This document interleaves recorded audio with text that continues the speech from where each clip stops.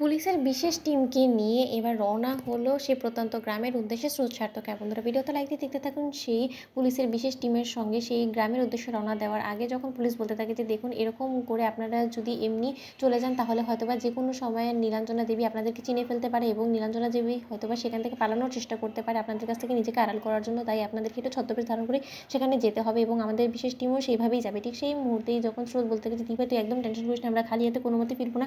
আমরা যতক্ষণ পর্যন্ত না মেজদিদিকে সঙ্গে করে নিয়ে ফিরতে পারছি ততক্ষণ পর্যন্ত আমরা এই মুখ তোর সামনে এনে দেখাবো না। তাই তুই একদম নিশ্চিন্ত হয়ে যা, আমরা নিজ উদ্যোগে আমরা মেজদিদিকে অবশ্যই খুঁজে বার করবো। তুই টেনশন করিস না, তুই নিজের আর কোনো রকম কোনো ক্ষতি করার চেষ্টা করিস না, তাতে করে আমরাও সেখানে গিয়ে কোনো মতে শান্ত সবলভাবে আমরা মেজদিদিকে খোঁজ করতে পারবো না। প্লিজ দিদিভাই আমার এই কথাটা রাখ। ঠিক সেই মুহূর্তে যখন স্রোত সার্থক সেই প্রত্যন্ত গ্রামের উদ্দেশ্যে রওনা হয়, অন্যদিকে স্রোত সার্থক সেই প্রত্যন্ত গ্রামে পৌঁছানো মাত্রই যখন সেখানকার লোকেরা অদ্ভুতভাবে স্রোত সার্থকের দিকে তাকিয়ে থাকে এবং পুলিশের সেই বিশেষ টিমের দিকে, ঠিক সেই মুহূর্তে সেই গ্রামের লোকেরা সমালোচনা করে থাকে এবং বলে থাকে যে এরা নতুন করে কোথা থেকে উদয় হলো এই গ্রামের মধ্যে, সেটাই তো বুঝতে পারছি না, এদেরকে তো কোনোদিন এই গ্রামে দেখিনি, এদের চেহারা তো চেনা লাগছে না। ঠিক সেই মুহূর্তেই পুলিশের বিশেষ টিম স্রোত সার্থককে বলতে থাকে যে দেখুন আপনাদেরকে এখানে কিন্তু একটু বোকাশোকায় সাজতে হবে, এখানে কোনো মতে চালাকি করে মুখ ফসকে কোনো মতে বলা যাবে না যে আমরা এখানে নীলাঞ্জনা দেবীকে খোঁজার জন্য এসেছি, কারণ এখানে কানো কান যদি কারো মতে খোঁজ পেয়ে যায় সেই ডাকাত দলের সদস্যরা, তাহলে কিন্তু ওরা যে কোনো মূল্যে নীলাঞ্জনা দেবীকে এখান থেকে সরিয়ে ফেলার চেষ্টা করবে, বা নীলাঞ্জনা দেবী যদি আমাদের উপস্থিতি টের পায় তাহলে সে নিজের থেকে এখান থেকে চলে যাওয়ার চেষ্টা করতে পারে। তাই সেটা কোনো মতে যাতে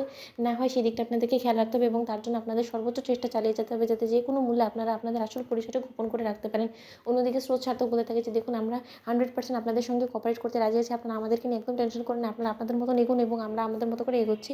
অন্যদিকে যখন সেখানকার বাসিন্দারা গাড়ি থেকে নামা মাত্রই যখন পুলিশের বিশেষ ফোর্সকে ঘিরে ধরে এবং বলতে থাকে যে এখানে কী চাই, এই গ্রামে কী কারণে এসেছেন বলুন তো, আপনাদেরকে দেখে তো মোটেও সুবিধার বলে মনে হচ্ছে না, আপনাদেরকে দেখে তো মনে হচ্ছে যে আপনারা শহরের লোক, তাহলে এরকম পোশাক আশাক পরে আপনারা আবার কী মনে করছেন আমাদেরকে বোকা বানাতে পারবেন। ঠিক সেই মুহূর্তে স্রোত সার্থক বলতে থাকে যে এই না আমরা ধরা পড়ে যাই, ঈশ্বর তুমি আমাদের সহায়তা করো। ঠিক সেই মুহূর্তেই স্রোত এবং পুলিশের বিশেষ ফোর্স টিম বলতে থাকি যে দেখুন আপনারা বুঝতে পারছেন না, আমরা রীতিমতো এখানে নিরুপায় হয়ে এখানে এসেছি, কারণ আমরা যে গ্রামে বসবাস করতাম সেই গ্রাম থেকে আমাদেরকে ঘাট ধাক্কা দিয়ে বার করে দেওয়া হয়েছে। সেই গ্রামে আমাদের উপরে প্রতিনিয়ত জুলুম খাটানো হতো এবং সেই জুলুমের বিরুদ্ধে আমরা রুখে দাঁড়িয়েছি বিধায় তারা আমাদেরকে ইচ্ছাকৃতভাবে চক্রান্ত করে আমাদেরকে সেই গ্রাম থেকে মিথ্যে বদনাম দিয়ে আমাদেরকে সেই গ্রাম থেকে ঘাট ধাক্কা দিয়ে বার করে দিয়েছে এবং আমরা নিরুপায় হয়ে এখানে এসে পৌঁছেছি। এবার আপনারাও যদি আমাদের দিকে থেকে মুখ ফিরিয়ে নেন তাহলে আমরা কোথায় কি উঠবো বলুন তো, আপনারা প্লিজ আমাদের প্রতি একটু সহানুভূতি দেখান। অন্যদিকে গ্রামের অন্যান্য সদস্যরা বলতে থাকে যে দেখুন এই গ্রামটা কোনো আশ্রয় কেন্দ্র না যে না সে মুখ উঠিয়ে এখানে চলে আসবে এবং আমরা আপনাদেরকে আশ্রয় দিতে বাধ্য। তাই